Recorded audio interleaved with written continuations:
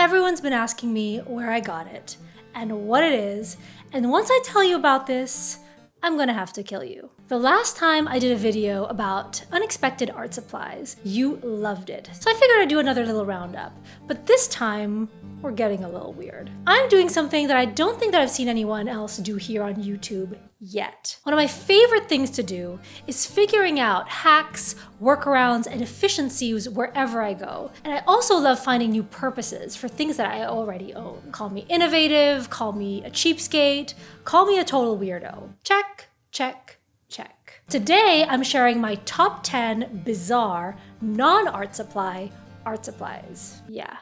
Think about that for a second. So yes, today's video will be all about tools and items that I use in the studio that are not art supplies, but that I use in my process all the time.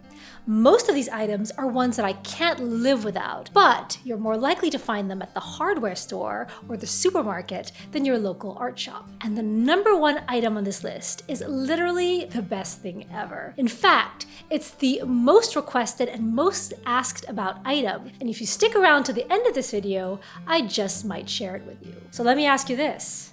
Are you ready to get weird? Oh, you ain't seen nothing yet. Let's jump in. Okay, so the first item is baby shampoo. Say what? Yes, I have 2 kids and one under the age of 9 months at the time of this video, so it would make sense for me to have Johnson & Johnson baby shampoo in my home. But did you know that mine actually does double duty? Yeah. You heard right. If you're out of brush cleaner or you just want a cheaper alternative, baby shampoo makes a really gentle and efficient way of getting pigment and all this grime and grit out of your brush while keeping your brushes safe from damage. I'll usually put a pump on a dish, add some water, and work the shampoo into a lather on the brushes. And if you think about it, it totally makes sense that it cleans well and is gentle on the bristles given it's made literally for hair and for babies. Just make sure that you buy shampoo only and not one of those 2-in-1 conditioner kind of situations because the conditioner will leave a residue on your brushes. Number 2. While we're in the shampoo aisle of the drugstore, let's head over to the soap section because my next item is a bar of soap. If you think this soap is for cleanup or washing my hands with, you'd be wrong because this bar of Castile soap is for painting. So before dipping my brush in masking fluid to mask off an area, I'll coat the brush with soap first, and that will help to preserve the brush and not let it get all clumpy and plasticky from all of the masking fluid. It's a cool little trick I picked up along the way, and it's been such a brush lifesaver. So next time you decide to mask something, anything, just swirl your brush on a bar of soap first, and it will make a huge difference in making sure that your paintbrushes don't get all icky and goopy and gross. Until now, we've been talking mostly about drugstore and cheaper items, stocking stuffers. So this one is no doubt going to be the priciest item on the list. This one takes us to the camera store. And no, it's not a camera. In fact, I don't think you'll see this mentioned by any other art creators out there. Maybe I'm wrong though, so shoot me a message in the comments if you've ever seen something like this anywhere else before. This one has been a total game changer for me. My Amaran daylight lamp with a lantern modifier. So I'm always looking to improve my video game and giving you guys more high quality content, high quality footage, all that good stuff. So when I upgraded my regular box light setup to this LED lantern light, I had no idea that it was going to have such a big impact outside of video work, except that it does. Oh boy, does it ever. So this light I bought with the help of the staff from B&H, and no, this is not a sponsored video, but I do want to give a special thanks to B&H for hearing me out and troubleshooting the perfect light for me, because we got on video conference and I gave them this whole laundry list of all the things that I wanted this light to do for me. And they sell mostly to photography and film creatives, so they were really, really patient listening to me and all of my demands. What they recommended to me was this amazing light setup. It's a light that's calibrated to light up your space in the closest color temperature to regular sunlight. So that's the first thing. In terms of the color accuracy, I could be painting, first thing in the morning, I could be painting at midnight, I could be painting on an overcast or even a stormy day. Doesn't matter because my workspace will look like the perfect soft lighting on an overcast day. And that's a huge, huge deal for me since my schedule has been completely like next level crazy this year. I am in survival mode. I've been sleeping when I should be working, working when I should be sleeping, not sleeping when the baby's sleeping. I mean, it's all over the place. And what this light gives me is flexibility. Flexibility to not have to wait for the perfect lighting circumstances and to know exactly what my colors will look like in broad daylight. But there's one extra thing that makes it amazing, and it's this light modifier, which is shaped like a lantern. So in photography, a light modifier is something that shapes the direction that the light travels in. So different modifiers create different lighting effects. So you might have seen some of those like boxy lights or umbrella-shaped ones, or what's known as a parabolic light, which is like a hexagonal kind of light. They're all different ways of modifying a light source. And this one in particular is shaped like a lantern. So it diffuses the light, which allows it to somewhat curve around and reflect off the walls in my room. So I angle it on my left side because I'm a righty. So the main source of light is going to be on the left side of my page, but what's going to happen is that the light is going to kind of curve and bounce off the ceiling and all the other surfaces of my space and create a very even lighting situation on the entire surface. So I'm not going to have the shadow of my hand cast on this side. I'm not going to have, overhead lights that are casting shadows all over the place. It's going to be really nice and even. And you might see this on some of my more recent videos where the lighting is just so much better. But then because the light diffuses in several directions and bounces off the walls, it makes the shadows much softer and the light not so dark on the right side of my hand. So again, this lamp not only serves the purpose of lighting my work area for YouTube videos, it also gives me the ability to paint under perfect daylight conditions 24/7. Yes, I know, a pricey addition to my studio setup, but with 2 kids, 2 businesses, a YouTube channel, like I said, I'm in survival mode, so I don't know what I would do without it. Number 4, let's move on to the hardware store. Actually, I have my hubby to thank for this one because he was at the hardware store buying, I don't know, what do guys buy? Tools, home renovation stuff. Anyway, he came home with these, and they were on sale in the bargain bin for $3. These are foam brushes, so they don't actually have bristles on them. They're just foam sponges attached to a handle. And I know some artists who use sponges or sponge brushes for wetting their watercolor paper before painting. Wait.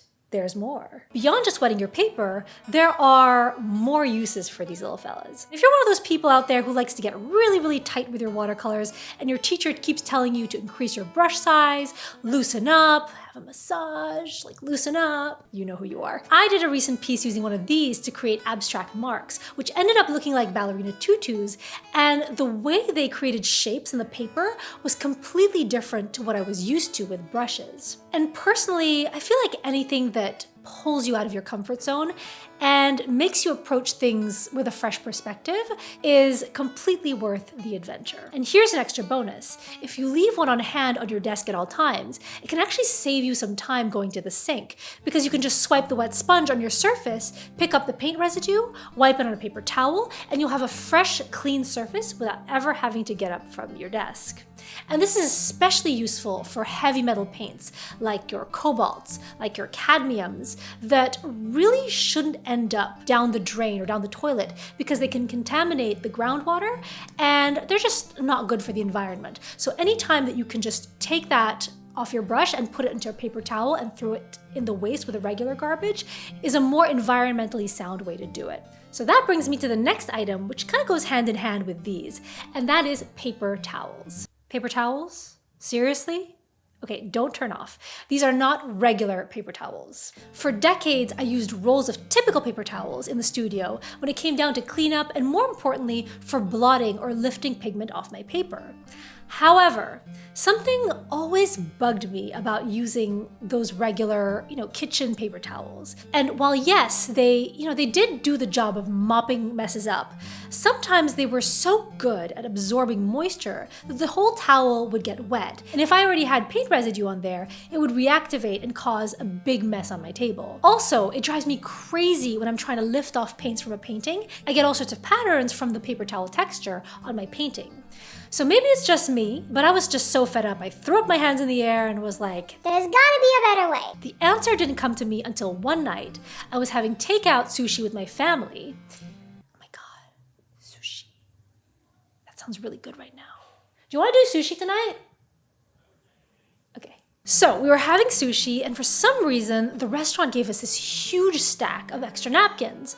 And I hate letting anything go to waste. So I took them into the studio, and it was a game changer. They're smooth, so you don't get any texture, which is great for lifting pigment off of your paintings.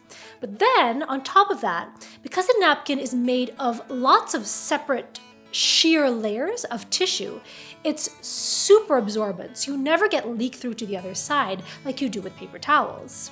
And then, the cherry on top, you can keep folding it over and over again and always get a fresh, clean side. So I'm not even overstating this. One napkin can sometimes last me as long as 3 weeks. So yes, I love that. And it gives me another excuse to go get sushi from our favorite restaurant. But that brings me to my next item, which actually goes hand in hand with my restaurant napkins. Now, if you saw my A-Gallo unboxing a few weeks ago, this might look a little familiar to you. So this linen drawstring bag was part of the original packaging that came with my A-Gallo 48 color, I think it was 48 color, watercolor set. It's where I keep all of my napkins, and if I'm using them, paper towels for cleanup, because they all go into this little bag. So like I mentioned before, I hate letting anything go to waste. So anytime I have something, especially something pretty or useful, I like to use it again and again. And this is the perfect place to put all of my napkins because, and there's a reason for this other than, it looks pretty. Linen is an extremely breathable fabric. Breathable meaning that there is airflow. The air flows in and out of it instead of getting stuck in there. So you don't end up having a mildewy, moist paper towel situation, especially useful during summer months. And if you want something similar, but don't obviously want to shell out a couple $100 for an A-Gallo palette, you can get something really similar by just searching for a linen drawstring pouch. Sometimes they come as shoe bags on Amazon. So just Google or Amazon search linen drawstring bag. You should be able to find something fairly similar to this. So far, we've been to the hardware store, Amazon, and a sushi restaurant. What's next? The supermarket. Are you having fun yet?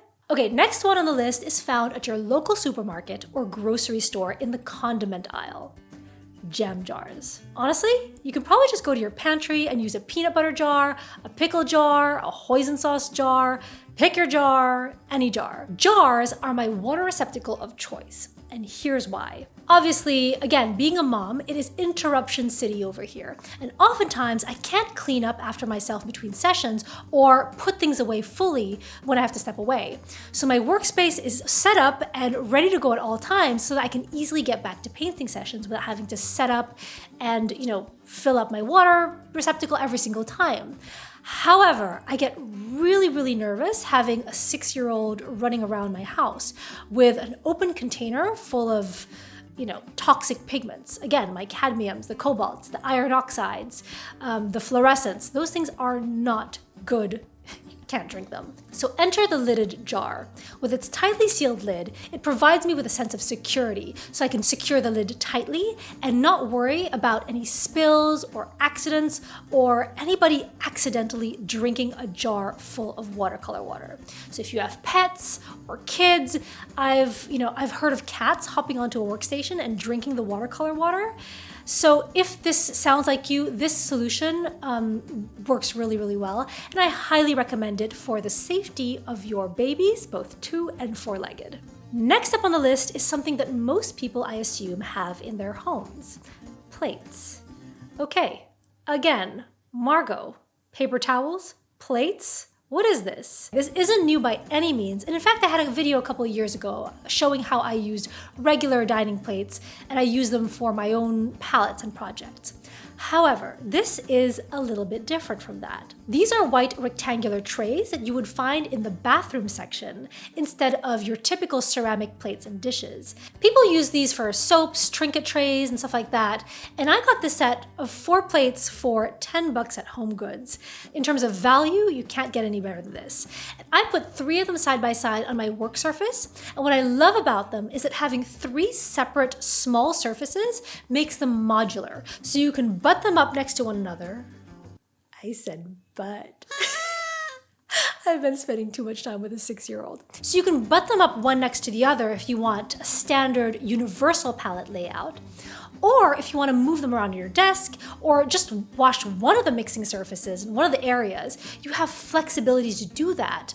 And you can easily reconfigure things on the fly on your table. I have one for my warms, one for my cools, and one for my skin tones. The best part is that since it's ceramic, the paints stick really well to the surface. You get a nice clarity and grip when you're mixing out your colors. Next one on the list is, well, technically it's an office supply item. That's the count. I say it counts. Okay, this. This is a square puncher. A what, you ask? Yeah, a square puncher.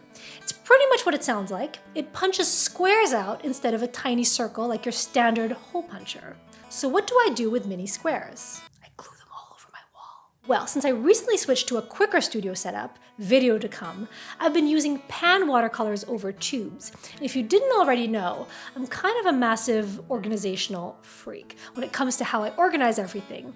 And it's not because I'm crazy, although that could probably be argued successfully in court. It's because I have so many supplies for the different kinds of projects that I do, so I always need to know what and where everything is at all times. So again, Margot, how do mini squares help?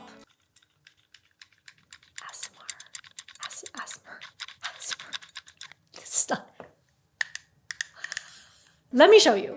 So while most people have a palette and then make a single sheet with painted swatches on them, I like to be more flexible in case I decide to change a color or move things around on my palette.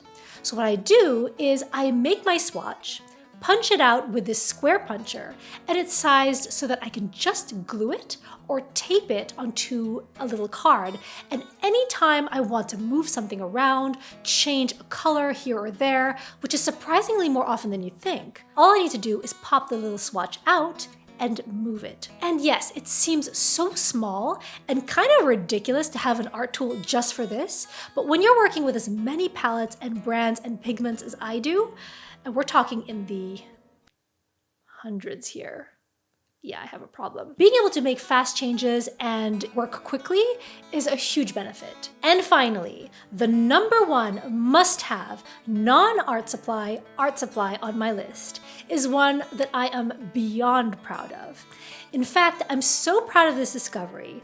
Once I tell you about it, I'm gonna have to kill you. Okay, are you ready for it? What is this? So the story behind this is I was on the CNN News app, and that is an article about the most useful Amazon products.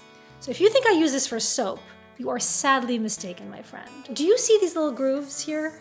Guess what? They make the perfect spaces for paintbrushes of all sizes.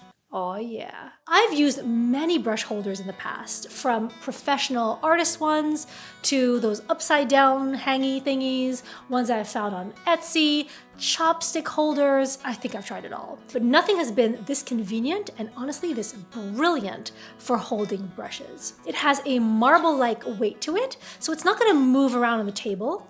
And on top of that, it has plastic grips on the bottom for extra traction. And because it's made for soap, it's not gonna deteriorate if water drips and settles into the grooves. So far, I've been able to fit every single one of my brushes on here, from obviously my #1s and my miniature brushes to my larger quill, and even my flat brushes, my Raphael, squirrel, my super thick barrel brushes. All of them fit on this holder. And the crucial element to it is that it keeps your brushes perfectly horizontal. Now, I don't know if you know this or not, but anytime you rest your brush down, It's generally a bad idea if the bristles are still wet to leave your brush at any kind of incline or tilt upwards. This is because gravity will pull any moisture from the bristles downward. And if your brushes are sitting on a brush holder that has even a slight incline, that water will go from the bristles down to the ferrule, this important part right here, which is the part that attaches the bristles to this part and to the handle. And this holder allows you to rest your brushes so that they are completely level with the ground. So I've been using it for a couple of months and it has been life-changing. Maybe that's a tad melodramatic for a brush holder, but it really has made a huge difference. And there you go, my favorite non-art supply, art supplies. And if you have any recommendations, suggestions, and best kept secrets for some non-art supplies of your own, leave them in the comments below. And if you're interested, I have another video that's kind of similar. It's called my unexpected art supplies list. And those are art supplies, but more off the beaten path kind of choices. I'm gonna link it right here so you can check it out. As always, thank you so much for watching and for joining me on these art videos. I love you, and I will see you next time, artists.